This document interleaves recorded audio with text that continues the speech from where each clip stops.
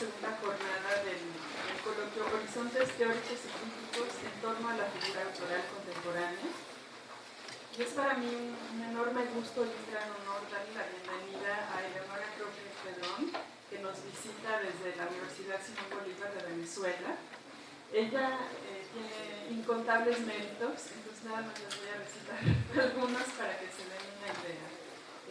Ella es directora del Centro de Investigaciones Críticas y Socioculturales, responsable de la especialización en gestión sociocultural del decanato de posgrado, representante de la mesa técnica del decanato de investigación y desarrollo y miembro del consejo asesor de la coordinación del posgrado de literatura. Es licenciada en letras, magíster en literatura latinoamericana y doctora en filología hispanoamericana de la Universidad de Valencia, España. Desde una perspectiva en la cual se intersectan la crítica cultural y el psicoanálisis de orientación lacaniana, ha trabajado en problemas de la literatura escrita por mujeres en el siglo XX latinoamericano, representaciones del cuerpo en la literatura y el arte latinoamericanos, imagen y cultura visual, relaciones entre política y estética, formaciones de lo menor en el ámbito de la autoría literaria y estética. Actualmente forma parte de dos grupos de investigación interdisciplinarios. El primero es Anormales y Originales de la Literatura y el Arte, del cual es responsable. Y el segundo, Políticas del Discurso en la Venezuela Contemporánea. Ha dictado cursos de pre y posgrado en la Universidad Simón Bolívar y en otras universidades. Sus publicaciones más importantes son El gesto de Antígona o La escritura como responsabilidad, sobre Clarice Lispector y Amela Elfi y Carmen Gubiosa. Escrito con Rouge de Elvira Agustini, Artefacto Cultural. Actualmente desarrolla el proyecto Formas Profanas, Literatura, Arte e Histeria en América Latina en torno a problemas de autoría. Te damos la más cordial bienvenida y te escuchamos con mucho interés. Bueno, muchísimas gracias por la invitación, por Adriana, la amabilidad y la hospitalidad, y a todos ustedes por estar aquí. El trabajo que en el programa aparece como Formas Profanas, Literatura, Arte e Histeria, en realidad es la presentación de un libro que ya está casi concluido y que tiene otro título, se llama Casos de Autor A, Literatura, Arte e Histeria. Autor A es una... Escribo la A entre paréntesis, haciendo referencia al autor, no solo como sujeto del discurso, sino también como objeto del deseo cultural. Entonces es una intervención lacaniana del término autora, con esa A entre paréntesis, que es la A minúscula a la que se refiere Lacan para pensar el objeto del deseo, ¿no? No solo la posición de sujeto, sino también la posición de objeto, ¿no? Y de eso va un poco el trabajo, de esos lugares de autoría literaria y artística donde no solo estamos hablando de un sujeto que habla o escribe o ejecuta una intervención simbólica en la cultura, sino que también funciona como un objeto de la cultura, se comercializa como un objeto y circula como un objeto de deseo cultural, ¿no? En el caso de las mujeres es precisamente lo que marca el ingreso de las mujeres a la cultura ya hacia mediados del siglo XIX, ¿no? Comienzo con un epígrafe de Deleuze y Guattari, que aparece en su texto Kafka por una literatura menor, que es como la ejecución crítica de la teoría que Deleuze y Guattari despliegan en Mil recetas, Capitalismo y Esquizofrenia, ¿no? Entonces son dos textos que hay que leerse conjuntamente, ¿no?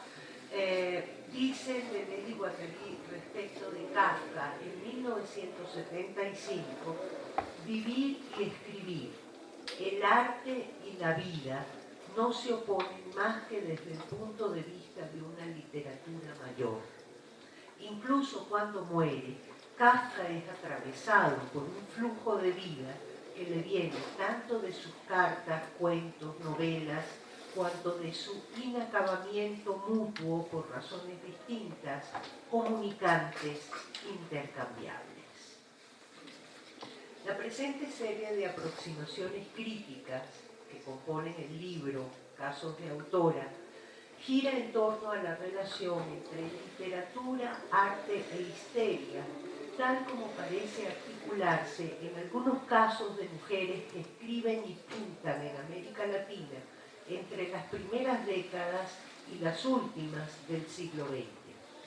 Operados sobre los dos extremos radicalmente negativos de cuando menos una literatura y un arte de la última modernidad, esos momentos fulgurantes en que los lenguajes alcanzan un grado alto de lucidez respecto de sus propios límites, a la vez constitutivos y constituyentes, el corte histórico que la circunscribe 1920-1970 resulta en particular significativo si se lo piensa además como equivalente al que de Freud a Lacan dibuja el trayecto del tipo de atención prestada en la escena de la interpretación analítica de manera hasta entonces inédita en Occidente al malestar que pulsa en el cuerpo sobreexpuesto de la histérica y a la violencia del trazo con el cual se manifiesta en lo simbólico la singularidad del no saber que porta en sus entrañas.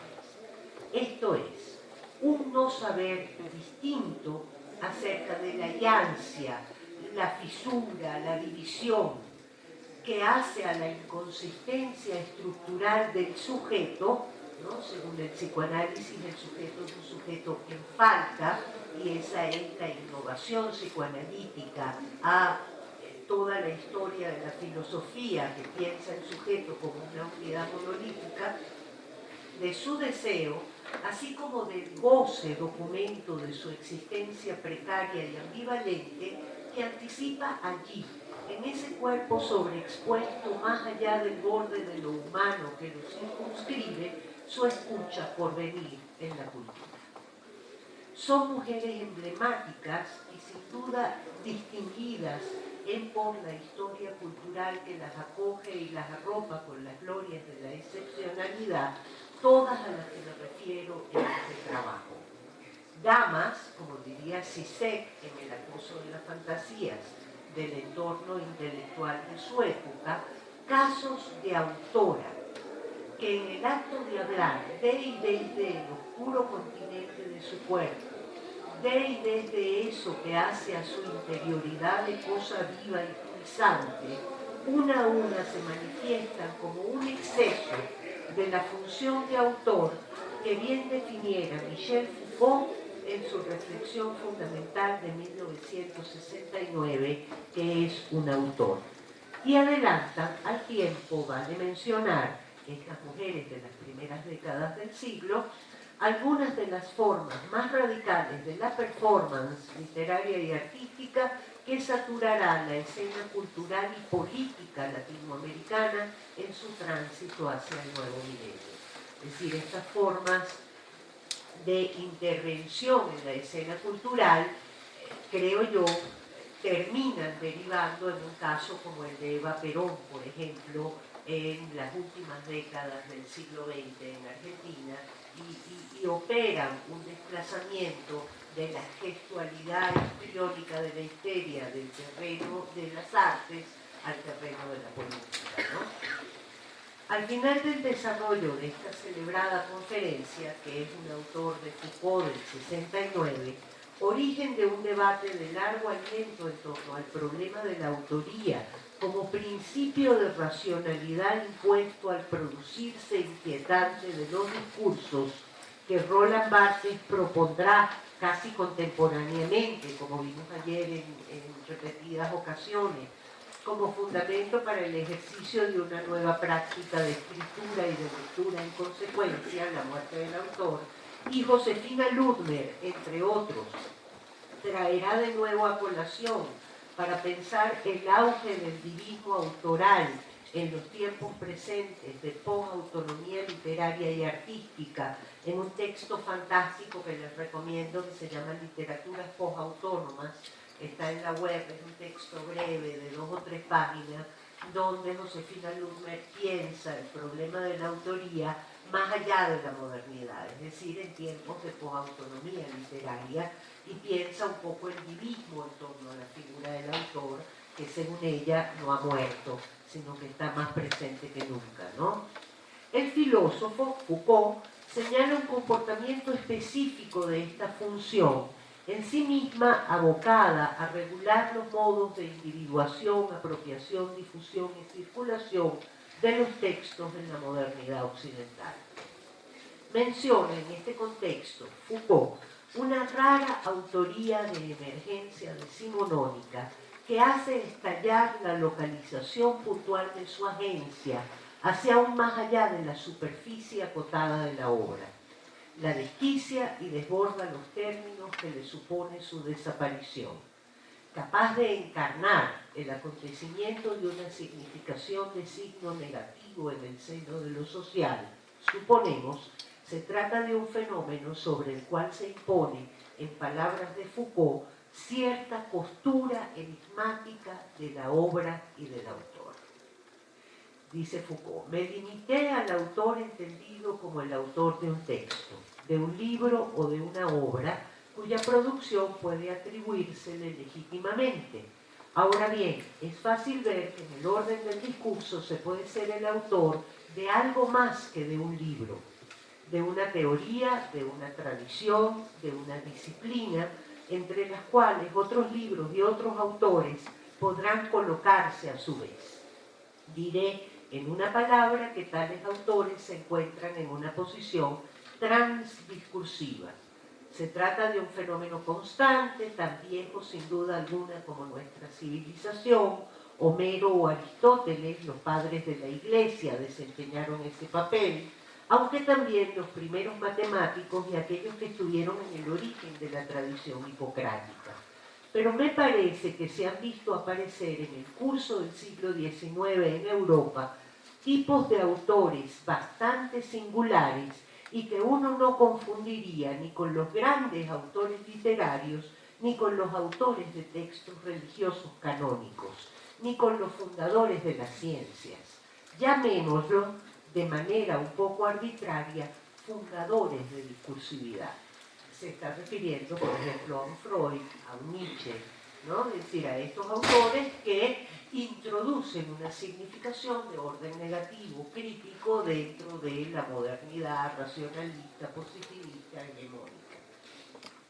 De cara a los casos que me interesan, la enigmática postura referida por Foucault entre el autor y la obra respecto de esos autores bastante singulares y de lo que fundan como nueva discursividad con su palabra.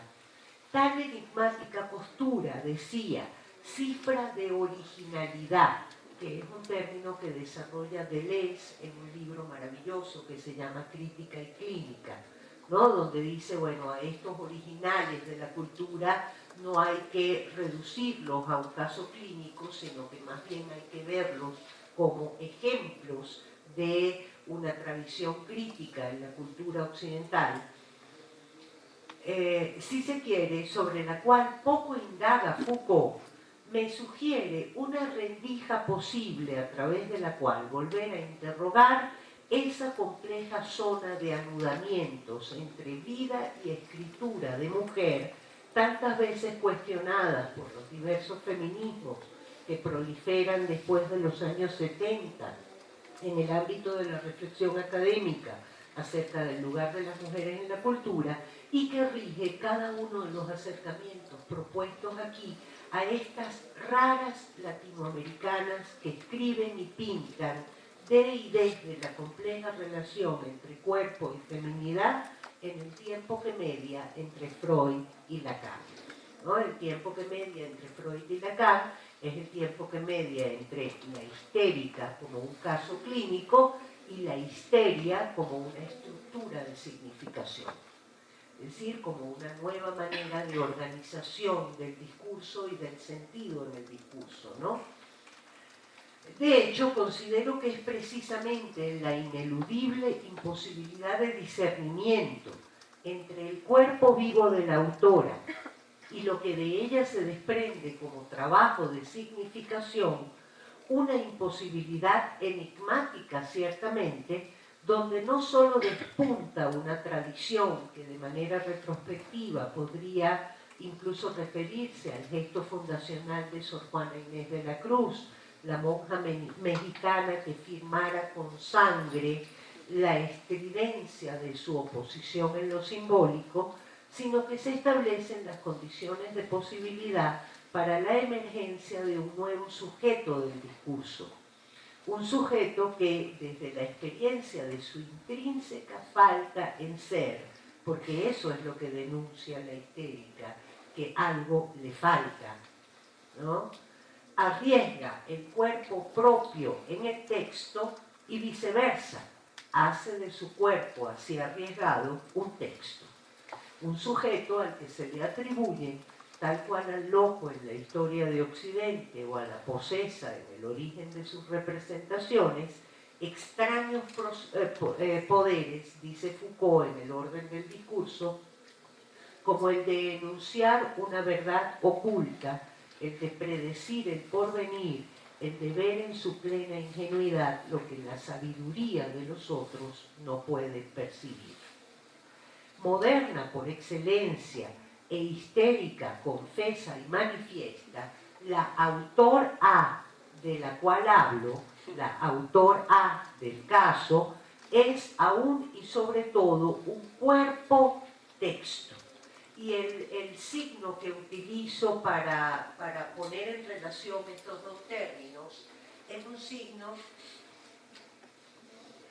es un rombo, ¿no? Es un signo que utiliza Lacan precisamente para decir que si el cuerpo y el texto están de ambos lados de ese signo, es mayor y menor, es decir, la relación va de un lado a otro, y es el signo que utiliza Lacan para pensar la relación entre el sujeto y el objeto de su deseo, ¿no? Entonces hay una intercambiabilidad de posiciones entre el sujeto y el texto, que es lo que quiero graficar con ese rombo. Un cuerpo texto de mujer que se abre paso en el campo de la literatura y el arte, indistinto e inquietante, porque se abre y porque deja constancia de esa apertura en la pesada materialidad del discurso que desde allí y hacia un sí mismo vaciado de propiedad y de sentido, de ley y de contención se desparrama. Un cuerpo texto de mujer que debe ser sometido a los rigurosos controles de lo simbólico institucional, porque se trata, ante todo, del cuerpo texto de una mujer a la cual se le suelta la lengua. Hablo entonces desde esta perspectiva de tres casos significativamente instalados en la memoria cultural de América Latina, los de la chilena María Luisa Bombal, la mexicana Frida Kahlo y la brasileña Clarice Lispector. Tres autoras que, al margen de cualquier voluntad autobiográfica, es decir, no se trata de un problema de autobiografía, va más allá de la autobiografía como voluntad explícita de dejar constancia de una figura autorial. Arriesgan algo del orden de la vida en el texto. Y por el lado de lo real, quedan a él anudadas en consecuencia. Y tres autoras que inscriben, además, un problema en el ámbito de la autoría literaria y artística, toda vez que la palabra, en tal circunstancia proferida, adquiere allí una potencia distinta de contestación, anárquica fundamentalmente, al interior de la cultura. Es decir, en estas mujeres, algo así como una tradición anarquista podría despuntar más allá de los modelos hegemónicos de organización política de la cultura. En torno al cuerpo texto de estas mujeres, indistinto, inquietante y sometido a los rigurosos controles de lo simbólico institucional, se desarrollan los textos que componen, esta serie de indagaciones críticas que se fueron escribiendo casi frenéticamente entre enero y julio de 2015. Una idea de fondo las atraviesa, más como destinación que como destino. La posibilidad de pensar el caso de autora, estos casos relevantes de la cultura, más esa categoría que sirve uno a uno a la selección de un corpus que se va concatenando, como la bizarra mortaja. Es decir, el caso sería como la mortaja, el calco, la imagen sintetizada de un archivo con que las máquinas culturales latinoamericanas, severas y misóginas máquinas de rostrificación, diría Deleuze en MZ, Capitalismo y Esquizofrenia, han intentado conjurar los poderes y peligros, dominar el acontecimiento aleatorio y esquivar su pesada y temible materialidad. Es una cita del Foucault del orden del discurso. Poderes y peligros supuestos a esa articulación distinta del sujeto en el discurso que encarnan una a una estas autoras en la máquina cultural que sin embargo reclama sobre ella severos y prolongados derechos de propiedad. Oscura y en cierta medida anárquica, decía en líneas anteriores, una articulación que se hace sensible, lo cual es decir también posible, allí donde las formas de la cultura traslucen las huellas de su profanación. Y estoy citando el texto de Agamben, Elogio de la profanación, que está en su texto reciente que se llama Profanaciones.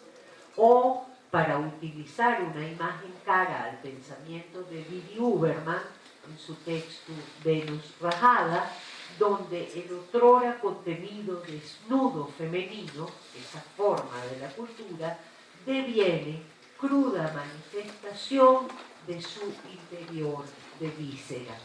Detrás del desnudo femenino hay un cuerpo que pulsa. Detrás del autor hay un cuerpo que pulsa, ¿no?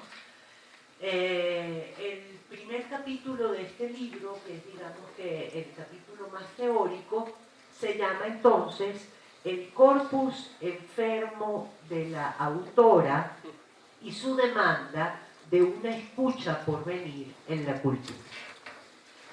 Empieza con una cita de Jean-Luc Nancy de su texto Corpus. El cuerpo no es ni significante ni significado. Es expositor expuesto, extensión de la fractura que es la existencia. En el prólogo a ese libro de difícil clasificación, es un libro bellísimo que se llama El goce de la histérica, que es un libro de 1974, escrito por Lucien Israel, a partir de lo que podría pensarse como un reconocimiento casi inconfesable, el del médico respecto de la histérica, o el de saber positivo de la ciencia, si se quiere, a propósito de eso que de ella escapa la lógica rectora de su pensamiento, ya de por sí conmocionada y conmovida en Occidente hacia las últimas décadas del siglo XIX, Sarah Glassman propone la siguiente fábula sintetizadora. Sarah Glassman hace el prólogo de este libro de Lucien Israel, que es efectivamente un elogio a la histérica, ¿no? Érase una vez una mujer que no sabía qué significaba ser mujer para el deseo del hombre y decidió acudir a preguntarlo a quien presuntamente podía saberlo, un médico.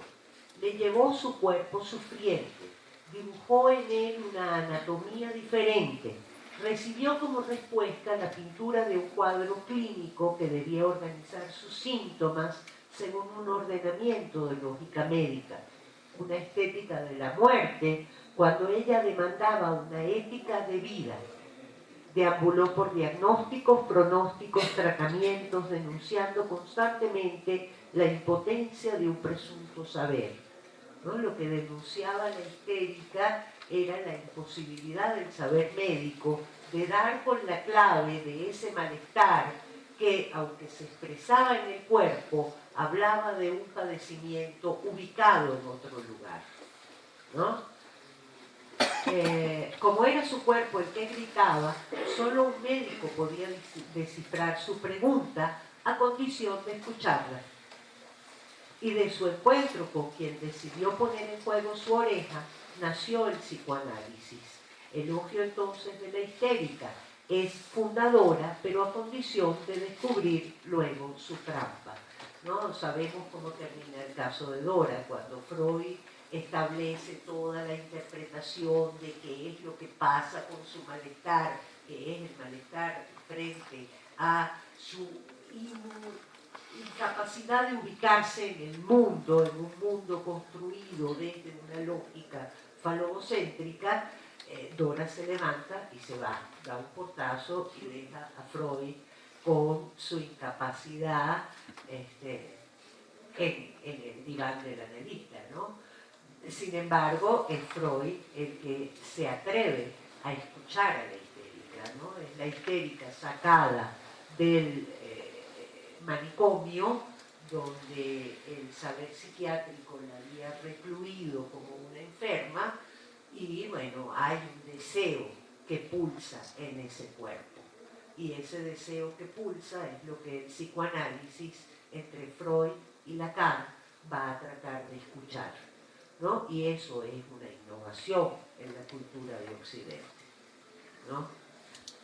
Ficción de origen, según Glassman, para Israel, lector de Freud, el psicoanálisis surgiría como la práctica de una escucha distinta, esa que demandaba a gritos el cuerpo de una mujer atravesada por el patos, herida de patos, de cara a cuyo sufrimiento el saber médico y la escoptofilia que lo paralizara en el punto de su observación, presa de su propio deseo confuso y paradójico, angustiante y embelesado por otra parte, cual demostrara Gigi Uberman en el trabajo que dedica a la iconografía fotográfica de la Salpêtrière en 1982, tal saber escoptofílico, decía, resultaba impotente, insuficiente, fallido. Gigi Uberman demuestra cómo Charcot encerraba a las histéricas en el manicomio de la Salpêtrière y las fotografiaba en sus excesos pasionales. Entonces demuestra cómo hay una pulsión escoptofílica del médico tratando de ver los excesos pasionales, evidentemente de un cuerpo erotizado, en la fotografía, y cómo ya Freud quita el ojo y pone la oreja, ¿no? Es decir, hay algo del orden de lo deseante que se está manifestando más allá de la gestualidad de la histérica, ¿no? Como lugar de una insólita coincidencia desde esta perspectiva, aun cuando haya sido un médico quien decidiera poner en juego su oreja, fue el grito singularmente encarnado de él, una mujer que padecía, lo que llamó su atención de manera significativa. Una que expresaba la singularidad de su padecimiento al tiempo que no paraba de indicar en el exceso de esos sus modos de hacerlo el topos radicalmente distinto del cual procedía su demanda de escucha. Una mujer padeciente, pues, que en su padecer se disponía inusualmente como sujeto para un análisis. Era una analizante que ya no una posante. De allí el sentido profundo de lo que este encuentro impensable, este acordado desencuentro, además condenado al fracaso desde el principio, porque entre ese cuerpo que expresa un malestar que no se sabe a ciencia cierta y ese oído que interpreta un malestar para el cual no está preparado a saber, lo que se produce siempre es un malentendido, ¿no? Pero ese malentendido es también la emergencia de una significación. Por lo tanto, es un lugar de potencia, el lugar de la escucha. porque en ese malentendido y en esa sucesión de malentendidos es como la cultura vuelve a pasar a manos de los sujetos que la usan. Es decir, es una forma de profanación, de desacralización de la cultura. Supuso para la última modernidad, es decir, esto es lo que pasa mientras se están produciendo las vanguardias estéticas y las vanguardias de principios de siglo, y vuelve a pasar en las posvanguardias de los 70, ¿no? La puesta en juego de una oreja, que ya no solo de un ojo, allí donde ello, el inconsciente, insistía en decirse desde su materialidad de entraña. En el entredos de ese desencuentro fundacional, y esta es una de las consideraciones que podrían volver a discutirse hoy, incluso más allá de esos feminismos que las descartaron de antemano, porque bueno, la relación entre feminidad y psicoanálisis es una relación marcada por el saber, el masculino, etc. Pero yo creo que ahí hay algo que puede volver a interrogarse hoy. Es posible vislumbrar un giro en el orden del discurso en Occidente, que dijera Foucault en 1970, y en el tipo de relación que éste sostiene con lo real de sus propios límites, cada vez con su afuera más radical, epistémico y ontológico al tiempo, irrepresentable en por el lenguaje.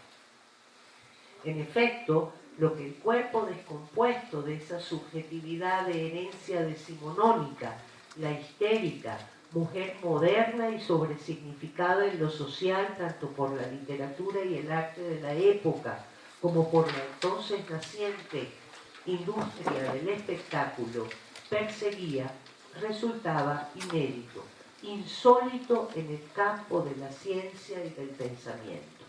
Ese cuerpo demandaba una escucha por venir en la cultura, aquella que fuera capaz de lidiar con la profunda verdad humana, inconsciente, libidinal, que pulsaba más allá de los signos actuados por un cuerpo del cual nada podía saberse a ciencia cierta. Y desde un lugar distinto al del confesor o al del padre, además. Una escucha situada en la escena de la indagación, elaboración analítica, una vez acordado que lo allí manifiesto pertenece al ámbito de un no poder saber estructural acerca de la singularidad de lo subjetivo, ¿no? Lo que está en juego es la singularidad de lo subjetivo. Esto es el no al lugar del saber que tal cuerpo pulsante inscribía por primera vez en la cultura como demanda de sentido.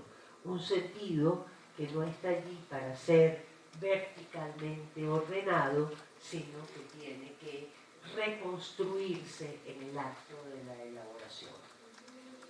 O dicho de otra manera, la radical incapacidad de saber acerca de la diferencia, Derrida, el corte, que su establecimiento opera en el sujeto, es decir, en el momento en que entra el lenguaje, el sujeto se funda como sujeto ante la pérdida de algo que va a quedar en otro lugar, ¿no? La pérdida que va a constituirlo como subjetividad. La toma de conciencia sobre esa ansia, sobre esa diferencia, sobre esa pérdida, supone la emergencia de un sujeto del discurso responsable de su posición y ya no alienado en la ilusión imaginaria narcisista de una imagen que lo completa en el espejo. Es decir, algo así como aprendo a ver la úlcera que me compone como sujeto y en esa medida me hago cargo de mi deseo, ¿no? Es un poco lo que sería un final de análisis lacaniano, ¿no? Descubro el monstruo que soy y eso me permite vivir, ¿no? Entonces, que su establecimiento opera en el sujeto y del goce, ese gasto asociado a lo femenino en primera instancia, que a los gritos demuestra la descompostura orgánica de su existencia, su inefable materialidad del resto. Mutatis mutandis, el relato de Glassman me permite introducir ahora la presente serie de aproximaciones críticas en torno a tres escrituras de algún modo distróficas y fuertemente anudadas a la vida de tres mujeres aún hoy percibidas como enigmáticas, raras y excéntricas en el mapa de la historia cultural latinoamericana de la primera mitad del siglo XX. Asimismo, a sus maneras de señalar entre los cuerpos textos comunicantes que constituyen su advenimiento al campo de la literatura y el arte, eso que hace excepción en la cultura, el goce de el otro. Es decir, de encarnarlo en la materialidad punzante de una forma convulsa, profanada por lo informe, y textualizarlo al tiempo sobre el cuerpo de una mujer enloquecida, excedida, cicatrizada, de una u otra forma performada por la pasión, que confirma en carne propia la afectación del texto documento por ella entregado o donado públicamente. En el marco de una preocupación mayor en cuanto a cierta función cognoscente atribuida a lo femenino en Occidente desde los albores de la civilización, el tipo de autora a la que me refiero no firma el producto de su trabajo sobre el lenguaje, sino que confirma, firma con y certifica, da fe de ello, esa verdad donada como si se tratara de un pedazo de cuerpo vivo. Es una autora en este sentido, una autora mujer, exceptuada también por su ser objeto de la cultura. Por otra parte, ella supone un tipo de autoría anómala, una suerte de actoría. Podríamos pensar que aproxima cierta literatura dislocada, fuera de lugar y al margen del tiempo, escrita por mujeres inasimilables en América Latina, al ámbito de las artes visuales y escénicas contemporáneas. Pero aún más, esta autoría intrínsecamente negativa, crítica, aporética e incómoda, cuya chirriante emergencia entre las voces que se debaten en el terreno del pensamiento y la creación del siglo XX en América Latina, trasluce un paradójico interés por el no saber del cual ella dice desde su entraña. En efecto, el cuerpo texto incisivo e intenso que esta autoría despliega, cuerpo texto de autora que hace excepción en la razón de autoridad que pensara Foucault, con la que se confronta su palabra, funciona ante todo como una llamada de atención hacia el continente oscuro que hace a la negatividad constitutiva del sujeto y que en él encuentra una expresión sensible respecto de su propia inmanencia y de los límites de su poder. Una expresión que se hace cargo de algunas representaciones anteriores de mujeres que hablan desde la entraña en Occidente, el gesto desgarrado de Antígona, por ejemplo, en la tragedia de Sófocles, y anticipa ciertas inquietudes teóricas y retóricas que irán cristalizando a lo largo del tiempo como pensamiento crítico sobre las formas, las que traen a colación algunas propuestas estéticas contemporáneas, pero también la que interesaba al Deleuze de Crítica y Clínica o al Barthes de El placer del texto, actualmente retomadas por autores como Didi Huberman y Jean-Luc Nancy.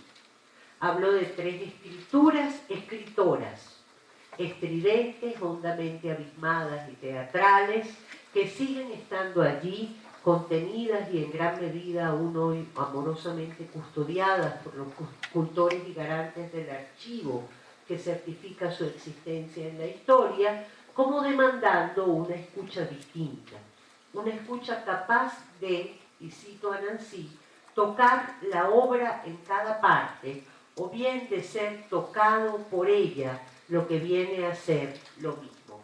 Lo que ayer nos contaba también, lo que oímos en la conferencia exacto, acerca de esos lugares de intensificación afectiva en el texto, ¿no?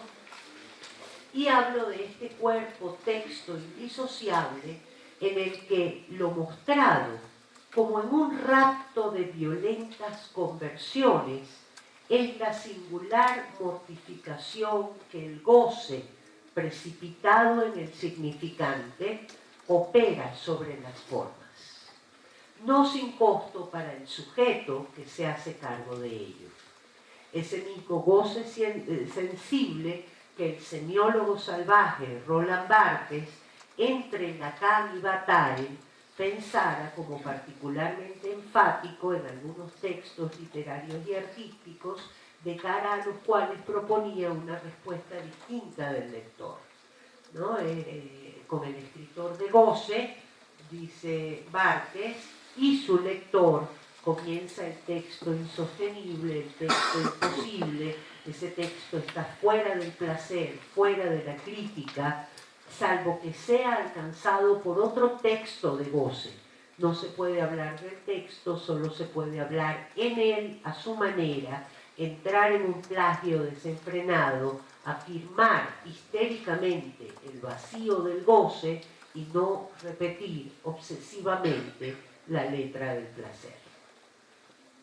En estas escrituras poéticas, según el uso que le da Bataille al término en su ensayo de 1933, La noción de gasto, es decir, sacrificiales, atravesadas por una honda experiencia de lo real, el sentido no se circunscribe solo a lo simbólico, es litera-tierra, que es un neologismo que utiliza Lacan en un texto del mismo título acerca de Joyce, donde Lacan habla de cómo Joyce convierte una letra en desecho. Es litera-tierra lo que entregan enigmáticas, es decir, nos dan su mierda, estas escrituras, ¿no? Cuerpo, letra de autora, ellas se comportan como el territorio erosionado por algo que se desparrama allí, en el rombo que al mismo tiempo separa y reúne los ámbitos diferenciados de la vida y el arte.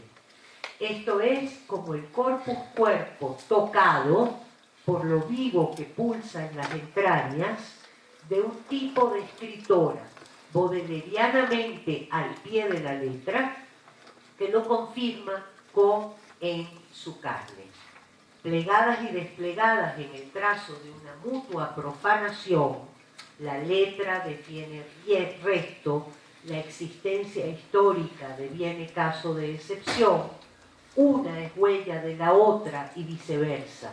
De allí la cosa residual, joya y excremento, según Bataille y ese texto hermoso, La noción de gasto, que en ellas parece materializarse a la luz de otras consideraciones posibles. Y de allí, si pensamos en la idea de Giorgio Agamben sobre la profanación como aquel acto capaz de restituir el objeto al libre uso de los hombres, la enorme potencia crítica que inscriben ellas en la cultura. Hablo entonces conjuntamente y por igual, indistintamente, como vasos comunicantes, de La amortajada, novela escrita por la excesiva chilena María Luisa Bombal, 1910-1980, breve novela imposible, como la definiera Jorge Luis Borges en 1939, acerca de una mujer que ya muerta y aún insepulta va recomponiendo su historia de vida, fragmentaria elaboración del desencanto amoroso patosgrafía, no una autobiografía, sino una patosgrafía. Y de la cicatriz en el cuello de María Luisa Bocal, mujer imposible y afamada escritora de la vanguardia latinoamericana, con la obra corta de apenas 2 relatos, que es huella, evidencia de su primer y cinematográfico paso al acto fallido de un suicidio. Y hablo del expediente psiquiátrico policial que registra, deja constancia de su también frustrado intento de asesinar al amante que la había abandonado 10 años antes. ¿No? Entonces ya no es una relación autobiográfica, no es buscar en el texto, buscar en la vida lo que explica el texto, sino buscar esas zonas donde texto y vida se comunican, ¿no? Y arman el sentido precisamente en esa zona de ida y vuelta del texto a la vida y de la vida al texto, ¿no? O hablo del diario de la mexicana Frida Kahlo, reunión irregular de apuntes, poemas, cartas no enviadas, enumeraciones de palabras, dibujos, referencias clínicas y sueños personales borroneados por quien fuera la emblemática pintora de la mexicanidad dignificada, la de los desgarramientos extremos entre 1944 y 1954, y del cuerpo de Frida Kahlo, efectivamente destrozado, intervenido quirúrgicamente, encorsetado, amputado, y de su identidad escindida, y de su sexualidad desbordada, hambrienta y tan maníaca como el rostro proliferado y proliferante que la representa por doquier y a lo largo del tiempo. Y hablo de La Pasión según G.H., extraño monólogo delirante de la extraña brasileña Clarice Lispector, a través del cual una mujer cualquiera intenta precariamente reanudarse como persona después de una profunda conmoción subjetiva, estado de crisis, experiencia sinestésica de un desencadenamiento significante, y del rostro nombre extranjero y espectral de Clarice Lispector, y su habla enrarecida por el defecto de dicción que le hacía arrastrar las R's, y la mano quemada por descuido en un accidente doméstico, y de los episodios esquizos, porque era esquizofrénica Clarice Lispector, y del cáncer de un cuerpo que se secaba, después de todo, de adentro hacia afuera, y con los labios sellados para siempre, como las cucarachas asesinadas y gozosas de las cuales habla su cuento, La Quinta Historia.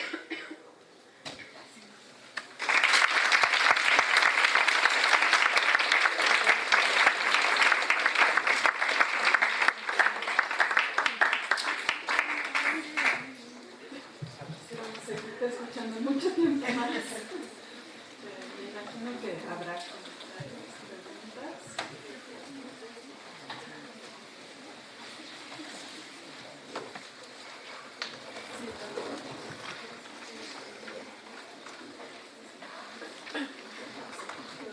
Quiero agradecer muchísimo y de verdad felicitarte porque es un evento extraordinario, ¿no? Con mil cosas, ¿no? Que se quieren, que evocan, que abren posibilidades para pensar y para trabajar, digamos, en estos temas. Pero bueno, yo para empezar nada más quería preguntarte, porque tú hablabas de que estos textos exigen, requieren una escucha distinta. Entonces, si pudieras como perfilar de alguna manera qué tipo de escucha. Como un poco la escucha que se activa en un diván lacaniano, ¿no? Uno va y cuenta una anécdota, pero de repente dice una palabra. Y esa palabra hace cadena significante con un malestar, si últimamente me duele la espalda, y por alguna razón el relato se conecta con el cuerpo allí. Es decir, son como palabras donde el texto es particularmente intenso, ¿no? Y sobre eso uno elabora, Sí, ya no interpreta, sino elabora, ¿no? Por ahí se construye una interpretación y da un poco lo mismo si es verdad o mentira, ¿no? Porque la verdad a la que se refiere no es una verdad histórica, sino que es una verdad afectiva, ¿no? Cuando uno dice, ah, caramba, es que recuerdo que mi mamá decía tal cosa, a lo mejor eso no es verdad, pero afectivamente, subjetivamente, deseantemente, es otro tipo de verdad, ¿no? Entonces, la crítica por ahí puede tener una posibilidad de volver a pensar. Es que yo me quedaba pensando ayer en esa pregunta, ¿por qué seguimos volviendo a esos datos escabrosos de la biografía del autor? Es decir, no solo por morbo, sino que allí hay algo que le estamos pidiendo a la literatura y al arte y que son precisamente esas huellas de vida, ¿no? Esas huellas de vida que no tienen que leerse en términos de una explicación. No es que el cáncer del Spector me permite explicar el cuento La Quinta Historia, pero obviamente esta idea de un cuerpo que se seca desde adentro por una especie de orejía de lo vivo, está hablando también de una posición de sujeto, de una posición de deseo que está en la escritora y que está en la escritura, ¿no? Y a lo mejor por ahí se pueden generar como eso, como zonas comunicantes, ¿no? Que terminan convirtiendo el ejercicio crítico en una elaboración, ¿no? En una elaboración donde entonces el crítico habla también desde su fantasma, ¿no? Y ahí se construyen sentidos. Pero, claro, tú te referías como a esa... Sí, sí, sí. Bueno, esa conexión entre Dora, ¿no? Y Freud, y la incapacidad de Freud, aunque tenía la disposición de escuchar, pero esa imposibilidad como de establecer esa comunicación, ese vínculo, no podemos entonces... Claro, porque todavía, fíjate que yo hablo de Freud a Lacan.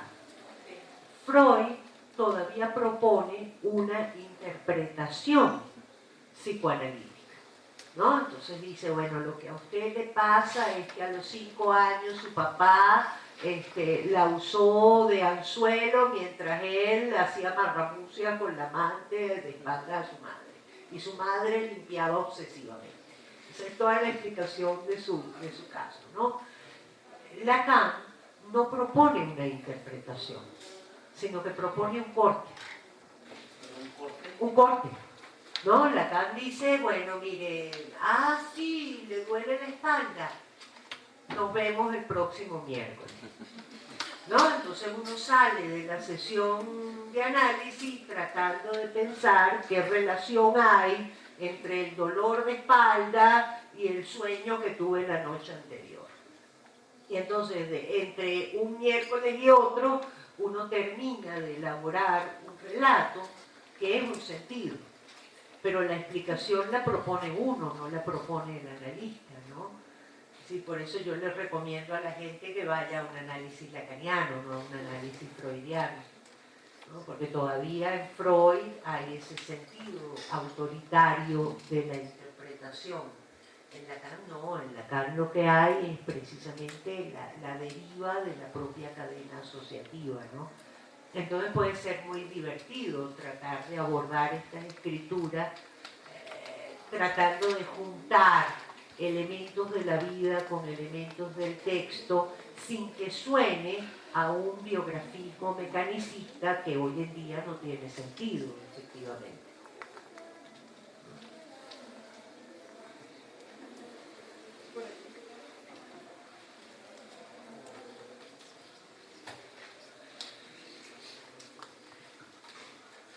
Bueno, respecto a esta elaboración que menciona, que ya no es una interpretación por parte del crítico, cómo evitar precisamente caer en esto que acaba de mencionar, el biografismo. Vamos, si el crítico lo que hace es elaborar a partir de de lo que lee en estas autoras, ahí termina su labor. Vamos, es como una elaboración individual, es difícil comunicar a otros, ¿no? El papel del crítico en ese sentido sería distinto del que usualmente se piensa, ¿no? Como de comunicarse con una audiencia lectora más amplia, ¿no? Y quizá interpretar precisamente, ¿no? Sí, bueno, el papel del crítico sería inquietar, ¿no? En ese texto de Giorgio Agamben, que se llama Profanaciones, al final del texto, Giorgio Agamben dice que estamos entrando en un mundo donde la cultura es museografiada, ¿no? Entonces los elementos de la cultura son llevados al museo en una especie de nuevas formas de sacralización, ¿no? Entonces dice al final del texto, entonces la tarea de las generaciones futuras es indicar, señalar nuevos modos de profanación. Entonces, los casos son como formas que están ya como confiscadas, ¿no? Uno lee a María Luisa Bombal y uno sabe que escribió 2 textos, que era alcohólica, que trató de matar al tipo que la dejó 20 años después, que la metieron presa, que era amiga de Neruda. Es decir, hay como una cantidad de elementos que ya están como amalgamados en el caso. Entonces uno se mete ahí y empieza a hacer cortes, ¿no? Y a decir, mira, aquí hay algo interesante. Entonces la función del crítico, como la función del analista en un análisis lacaniano, sería cortar, decir, mira, hay que ver aquí. Y ver después qué hacemos con eso, ¿no? Es decir, no producir una explicación, sino crear un enigma, ¿no? Crear una zona de extrañeza, de extrañamiento. Y así también el crítico respondería a esa demanda de Barthes. Es decir, ayer decíamos que el texto de Barthes es una boutade, pero también es una demanda. Señores, hagamos algo porque no podemos seguir siendo críticos, es decir, no vamos a ser saber, ¿no? A esta altura del partido, después de todo lo que sabemos, no podemos llegar a dictar cátedra y ponernos una toga sin que nos genere un mínimo de incomodidad, ¿no? Entonces, ¿qué hacemos? Inquietamos, revivimos la cultura.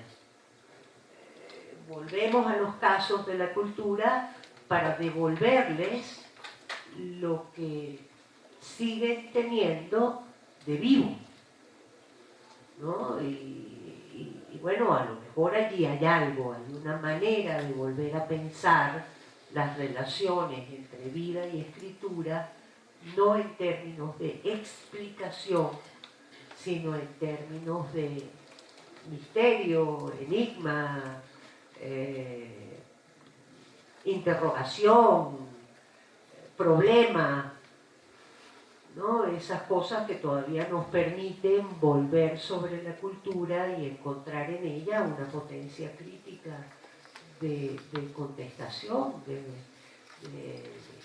bueno, aquí hay algo distinto, y eso en un mundo cada vez más controlado, decíamos hace un rato, ¿no? Que parece que las formas del poder se hubieran leído a Foucault para tomar nota de cómo ser más eficientes, ¿no? Entonces, bueno, dentro de poco tenemos que poner los captahuellas en la puerta de los salones. Bueno, después de los captahuellas, por lo menos estar dentro del salón diciendo es posible un pensamiento anarquista. Sigue siendo posible una manera, otra de responder. Y en ese sentido el crítico tiene que convertirse en un creador, pero en un creador de textos de goce, no de textos de placer, ¿no? Porque si no, entonces volvemos a la autobiografía, a contar cómo a los 5 años ya yo sabía que quería ser escritora. No, eso no me importa. Me importa que la tipa se le quemó una mano, ¿no? Me importa que arrastraba las R, me importa bueno, que efectivamente en La Amortajada hay una escena donde la protagonista recuerda sacar el arma del closet y tratar de suicidarse y es incapaz de hacerlo. Y unos años después trata de suicidarse.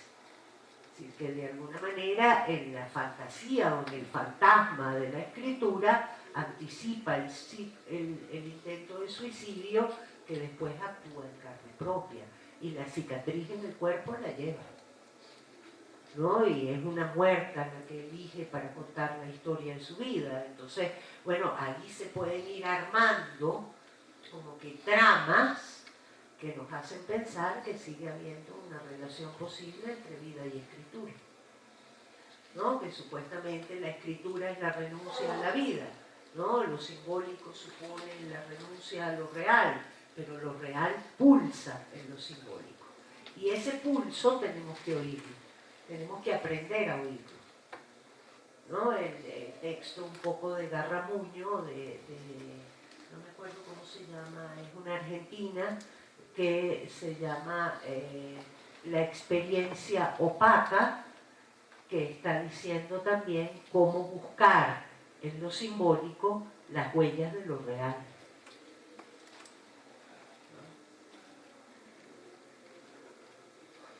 ¿Alguien más?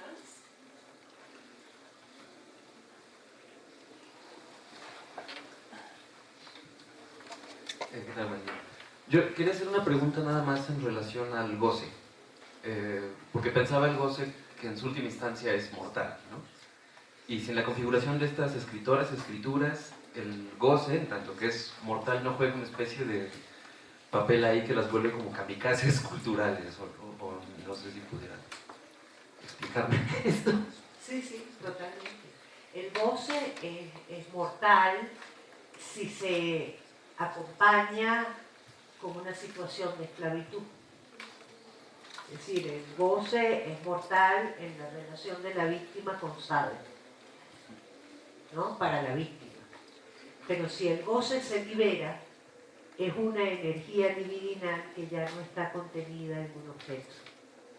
Y eso es la potencia de la crítica, ¿no? Es decir, liberar ese goce y no apresarlo en una relación de dominación, sino poder precisamente abrirlo como huella de que es posible quebrar cualquier situación. Es la dimensión anárquica del deseo, ¿no? Del deseo no reducido a una relación de objeto. Es lo que dice Barthes en El placer del texto, ¿no? Hay ahí una potencia crítica, una potencia de contestación que no va a conducir a las masas oprimidas a la liberación en una revolución trascendente, heroica, sino que más bien tiene lo que decía Lacan respecto de Antígona, la belleza de un deseo que se hace sensible más allá del poder que lo contiene, ¿no?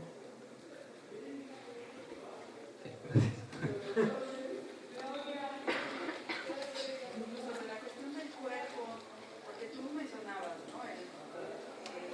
Hay un cuerpo que usa un cuerpo, digamos, que está detrás del autor, pero tú nos hablas de autoras, ¿no? Es la mujer, digamos, histérica, con ese cuerpo enfermo, que emite también signos, ¿no? Que hay que saber leer. Pero, ¿qué pasa con el cuerpo de los autores? Bueno, uno de los casos de autor A que trabajé antes de este texto y que fue por donde empecé a pensar este concepto, es el pintor venezolano Armando Reverón. Y Armando Reverón era esquizofrénico. Entonces, digamos que tampoco hay allí una posición de masculinidad fálica, logocéntrica, ¿no? Es decir, yo creo que autor A puede ser un hombre o una mujer. Tiene que ver con la posición del discurso, ¿no? Si hablamos de la posición de un sujeto tipo Octavio Paz, ¿no? Un sujeto monolítico, autoritario, o hablamos de un Baudelaire, ¿no? En Baudelaire hay una posición distinta del sujeto, ¿no? Más consciente de su propia falta. Y creo que eso, ¿no? Que autor A, en este caso decía, bueno, autoras, autor A, era como muy fácil que cuadrara, ¿no? Pero aquí podría estar perfectamente Armando Reverón, ¿no? O podría estar, qué sé yo, del fin del siglo XIX, de las carreras, el poeta decadente del Uruguay del 900, ¿no? Es decir, Van Gogh, ¿no? ¿Cuántos pintores no hay puestos precisamente en esta posición de una masculinidad histérica, ¿no? Es decir, la histeria no es una exclusividad de las mujeres. Lo que pasa es que en este caso pues me parecía como que muy fácil que cuadrara el concepto, ¿no? Pero masculino, femenino no tiene que ver con la anatomía, ¿no? Son como posiciones distintas del discurso.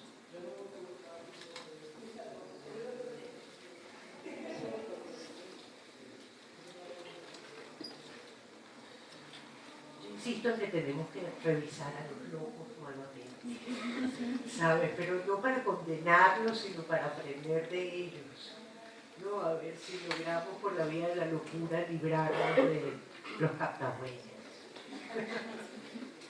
Bueno, ya un poco siguiendo esta explicación que usted nos da de que, bueno, podría aplicar incluso a una figura masculina, pero pensando, por ejemplo, en alguien como Octavio Paz, estos figuras que ya, digamos, están más, como dice usted, conscientes de esa falta, aún así consideraría pertinente este tipo de análisis al estilo lacaniano que propone, de buscar estos puntos donde texto y vida se comunican, digamos, o lo... Es decir, a Octavio Paz no es un caso, ¿no? Octavio Paz es un autor, ¿no? Es decir, es un autor sacralizado, hegemónico, nunca será visto como una excepción, ¿no? Elena Poniatowska no es un caso, es una autora con todas las de la ley, pues, ¿no? En cambio Frida Kahlo, bueno, hay una casa museo, está el yeso que se ponía, es decir, cómo termina Frida Kahlo sus días, ¿no? En una especie de performance, exponiéndose en la cama de la agonía al lado de todos sus cuadros en el momento en el que realmente se está muriendo, ¿no? Amputada, rueda la cama y la gente se acerca y están en la exposición, en la inauguración, y por una parte están viendo todos los autorretratos de la Frida que sustituyó su cuerpo deteriorado por un rostro emblemático, y al mismo tiempo la tipa se está muriendo de verdad en la misma sala, ¿no? Antes del performance. Es decir, antes de que Orlán decidiera hacerse las intervenciones quirúrgicas para modificar su rostro, ¿no? Y lo está haciendo 40 años antes. Es decir, hay algo allí que pasa del orden de lo vivo que no puede, independientemente de que después la pongan hasta en las cajas de cereal, porque esa es otra característica del caso, ¿no? El caso se repite hasta el agotamiento, hasta el asco. Entonces, ¿qué hago con Frida Kahlo? Tiene que estar, porque si no le dejo toda la escena a Octavio Paz y a Elena Poniatowska y a Carlos Fuentes, ¿no? Es decir, por algún lugar tiene que volver a aparecer Rulfo, ¿no?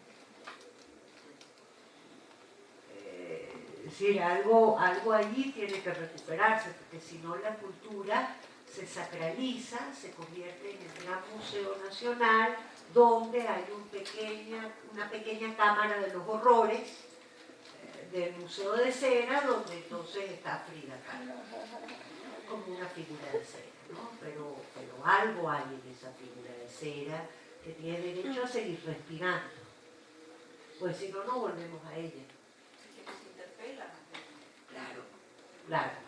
Tratar de escuchar esas zonas de interpelación, ¿no? Es decir, sí, para mí es una obsesión pensar en esa escena final de la galería donde están todos los autorretratos y pensar que ahí hay un cuerpo que se está muriendo y que la gente mira como si fuera un autorretrato, ¿no? Entonces, tratar de pensar qué se produjo allí divinalmente me sigue interpelando, ¿no?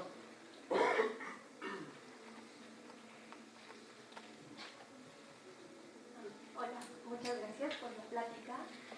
Mi pregunta se podría conectar justo con esta última idea de como la sala especial del museo. Me preguntaba cuál es la relación entre esta situación de excepcionalidad y la construcción de una tradición o de una genealogía. O sea, hay otra manera de pensar este tipo de autor que no sea como casos excepcionales, desconectados de todo lo demás, es lo único que se puede hacer para leerla. No, más bien uno podría decir, a partir del caso de autor A, cómo reconstruyo o cómo elaboro una historia de la cultura, no a partir de sus autores, sino a partir de sus casos de excepción. Entonces, ¿cómo armo otra vez una historia de la cultura mexicana, argentina, latinoamericana? No a partir de los grandes nombres que componen la historia, sino a partir de esos lugares de excepción que traducen su patos, ¿no? Es decir, como que la historia no solo está organizada por un logos, sino también por un patos. Y ese patos se manifiesta precisamente en los casos de excepción. Y a lo mejor lo que hemos hecho hasta ahora en la historia de la literatura, en la historia de la cultura latinoamericana, ha sido tratar de reconstruir la historia del logo, ¿no? Los momentos estelares del logo. Y qué pasa con los casos que van tejiendo constelaciones en los alrededores y que de repente se presentan para decir, pues mira, lo que nos identifica no es un uno, sino un menos uno. Entonces mejor vamos a reconstruir nuestras faltas en ser, y a lo mejor por ahí se pueden crear nuevas genealogías, ¿no? Bueno, gracias por la conferencia. Yo me quedé pensando en el tema de la falta, porque usted habla de la falta dentro de estas escritoras que hacen de su cuerpo un texto, ¿no? Y dentro del proceso de análisis, entre la relación entre analista y al que se le escucha, ¿no? Por no llamarlo paciente, siempre existe una falta. Es decir, el analista tiene que aprender a vivir también con la falta que se genera dentro del proceso.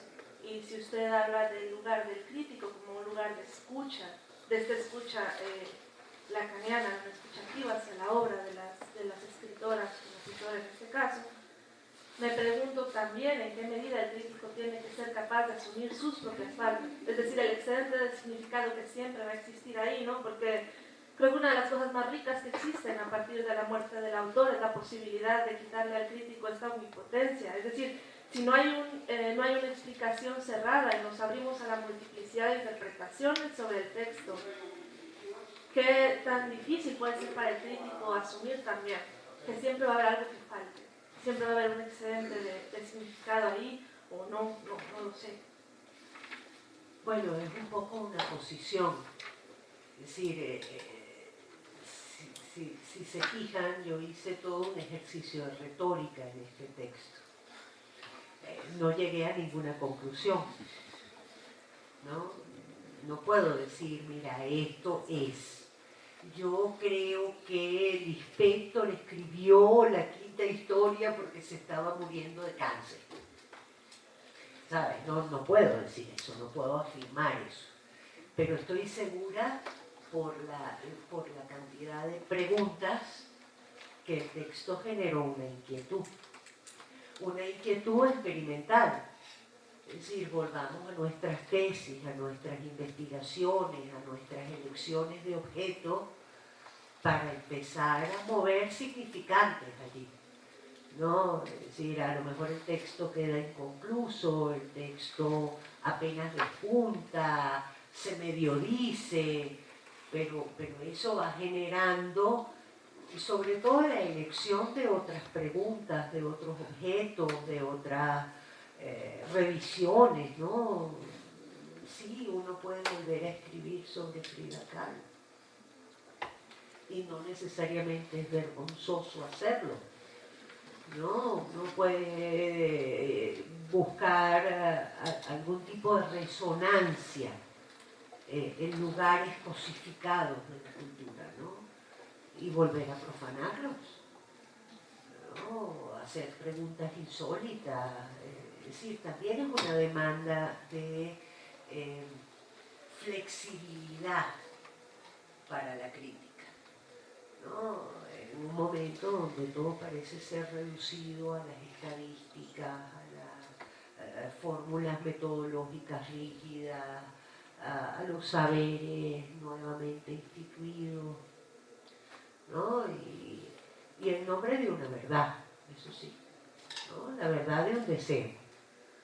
Y ahí uno se arriesga. Es decir, bueno, hay que verle la cara a trabajar hoy en día otra vez a Frida Kahlo, ¿no? Y encima someter eso a un congreso, someterlo a una revista que le dice, bueno, y usted no leyó más nada últimamente, usted no ha hecho trabajo de archivo, ¿no? Bueno, yo quiero volver a revisar esos lugares de la cultura, ¿no? Y bueno, por el gorro, y si quiere interpretarme, interprétenme, pero yo no soy el objeto de la interpretación, ¿no? Sino más bien al contrario, es decir, no hay un objeto de la interpretación. Hay un lugar para cortar y volver a juntar de otra manera, para reinventar la historia, ¿no? Que es la profunda libertad del psicoanálisis, ¿no? Que más allá de la interpretación uno puede contar el relato como le dé la gana.